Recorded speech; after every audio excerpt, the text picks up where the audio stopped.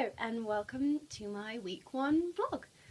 So, I think I should talk a little bit first, just for a little while, about why I'm choosing to vlog. I know this isn't necessary, but I feel like I've struggled with written work for a while. Whilst I'm competent in writing, I'm like good at English literature and stuff like that, I just struggle with timing and keeping up with focus and stuff like that. So I thought it would be, nice to try and word it this way. However, to keep from rambling and waffling too much, as you can see on my lovely blackboard behind me, you can see it right here. Sorry, that's my coat hangers. You can see that I've got some questions for each subject, so I can stay on track, which is, helpful, as I'm sure you can guess. So, let's start with drama.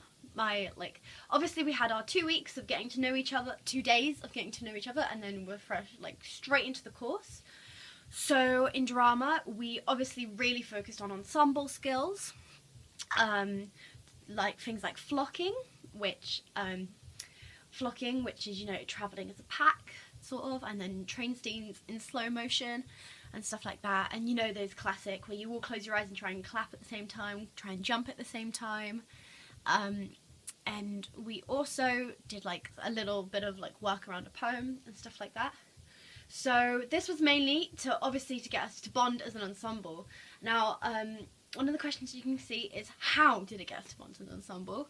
So first, flocking made us think in that hive mind mentality and maybe go on instincts and trust each other. Train scenes in slow-mo, got us open to being silly and stupid around each other and taking risks, which has been drummed into our heads that taking risks is, important. And I agree with that.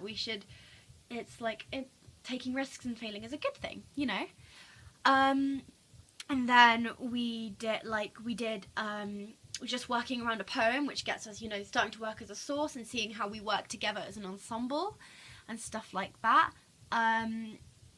Also, another question I've got is, how could we improve it? So we're all about improvement and analysing our work. So with flocking, it was a little bit messy. We did have to do a couple runs of it. So maybe some music, or maybe a what they call a tempo thing. You can see what I'm doing with my hands, like TikTok. A something-ometer to keep us in time, to just give us a timing to go with it, or music, like I said. Also, obviously push more. I say take risks, but the amount of times Rosie had to be just push yourselves, it's scary, I know, but throw yourself into it. So I've said so a lot. Yeah, I think that's how we could develop some things, and also, make it you say that with every drama piece. In dance, moving on down the thing, which in the lovely green colour, I don't know why, dance is green to me. We started with basic things, because a lot of the people on our course aren't dancers. There's only a few of us. So just basic things, so doing a warm-up and doing footwork, where we move our feet around and corner to corner, which was really, really fun. And I cracked up a couple times watching some of my classmates do it. Not in a mean way, in a fun way. We just had to dance, and really gets energetic, and it gets you high energy and working together. And we also did, floor work, which is rolling around and doing the fish rolls, which we all struggled with. We were all confused when Catherine does it for the first time. And I think it was, what was great, we were warmed down as well, obviously. It was accessible to all skill levels, and as someone who is not skilled in dance, it's really nice, because you get different... you don't feel bad. I thought I would. I was really scared to try dance, but then it just pushes the take risks thing again. Waving my hands oh. And also I think it was just hard enough to challenge us. So that's I've written, how does it challenge us? So what it's done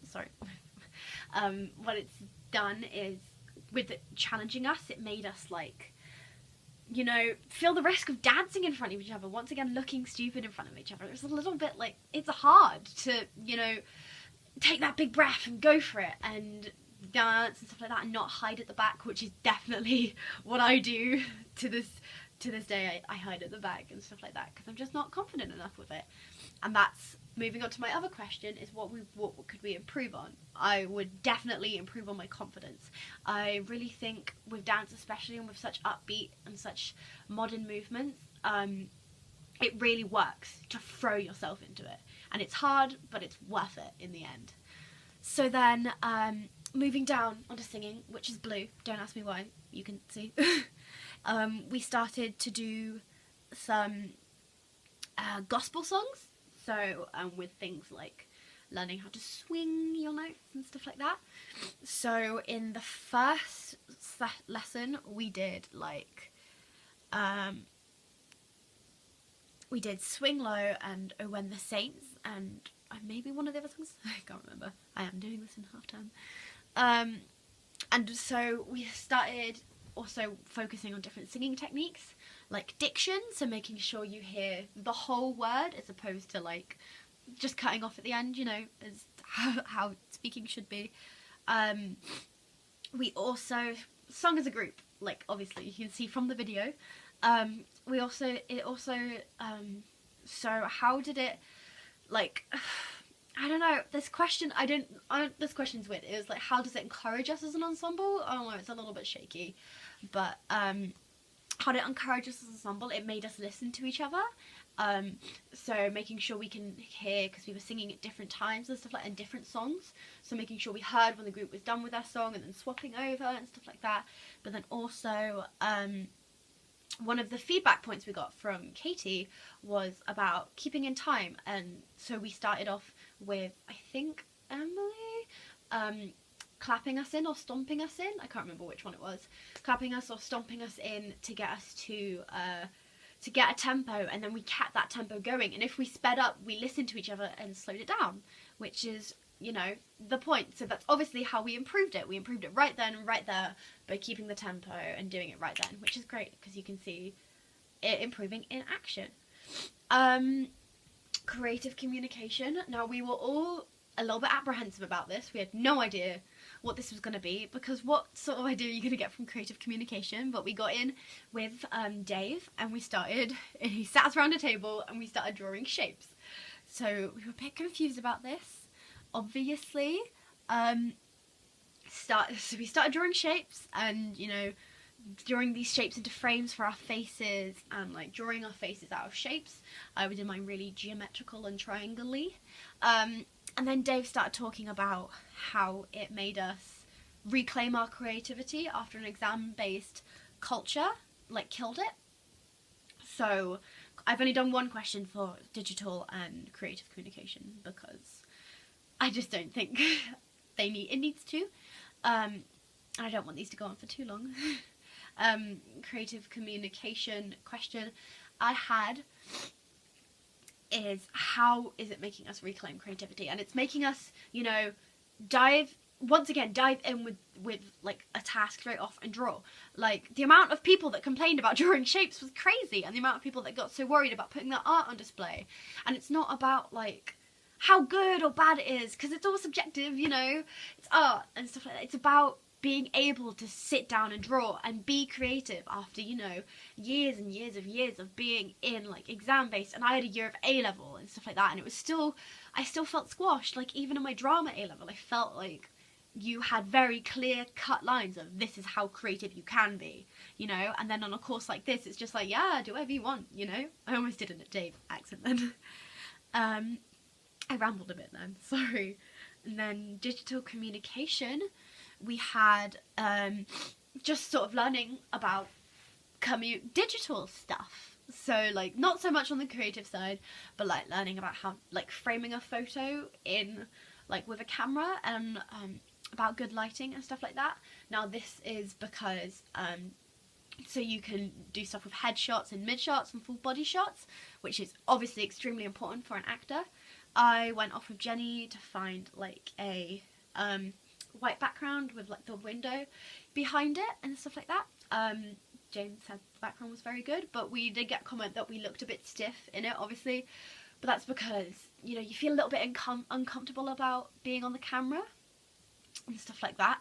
Oh, my question. I almost completely skipped past it then. So my question, as you can see behind me, with is why is it important to be comfortable on camera? Which is obviously, this is another stupid question. Obviously, so you can act and not just, and like, acting is the first point, you know, being able to act in TV and film and take headshots and stuff. But it's also about having confidence in yourself and confidence in, like, we've been talking about confidence in our ability, but also confidence in the way you look. Like, if you don't feel confident enough to go out on stage in any stupid costume, or even like your own clothes, or just with your face, it's gonna show, unless you know, have a really good, amazing actor that can lie their ass off. Sorry, I don't know if I'm allowed to swear. Oops, I'm sorry. And then lastly, we did review and reflect with Nige. So this one is another one we were like, what are we doing in this lesson? Because I was expecting it to just be like theory on the thing, but it wasn't. We have all these different little things, which is confusing but fine. So we all sat in a circle, and it's kind of like a comment that was chucked around is, like, was kind of like a group therapy session, and Nige deliberately said he didn't want it to be a group therapy session, but we talked about specifically like the properties of an ensemble and stuff like that, and then we had to talk about our strengths and weaknesses. I put them on post-its and order them. So we basically wrote out all the strength of what you need to be in a good ensemble, and then ordered them on us. And it was really, really vulnerable. And like, it's so hard. And I've written, again, like the same question from drama. It's like, how did it help us bond as an ensemble? Which is, you know, we've known each other like a week, and we're already like revealing this stuff about us. And sure, we're not going deep, like, oh, one of my strengths is I don't know, I can't remember what my strengths were. I'm just going to say one of my strengths is dance. It's not, because I am confident in my body, and one of my weaknesses is singing, because I hate my voice. And it wasn't singing, it was stuff like confidence and timing and stuff like that. So I wasn't going to be like, I'm not confident with my timing because I have ADHD, you know? It was reserved, which I realised I haven't been. It was reserved, but also, you know, still sharing. It was the beginning of really coming together as an ensemble, and that's really exciting, I think. And that's really cheesy to say, I know, but it's really exciting to know that we're going to be able to work together and trust each other over the year. And I just haven't been in a good, like, massive theatre company or ensemble in a while, and I really like it. I can't wait till we've got that feeling where we're halfway through a rehearsal and we're tired and we're dead and we'll just, like, laugh at stupid stuff. And, you know, it feels a bit like a family, which is how a cast should feel, I think. Cool, we got a little bit touchy at the end, and I realised I may have spoken fast or missed out things, but that's the gist of it. Cool, alright, so that was my vlog. I'm so good at ending these. Okay, I'm just gonna go now. I'll move on to week 2 when you see it. And all the videos are either going to be like beneath this video or like in a separate tab. I haven't decided where I'll put them yet, but you should be able to find them somewhere. Cool, alright, bye.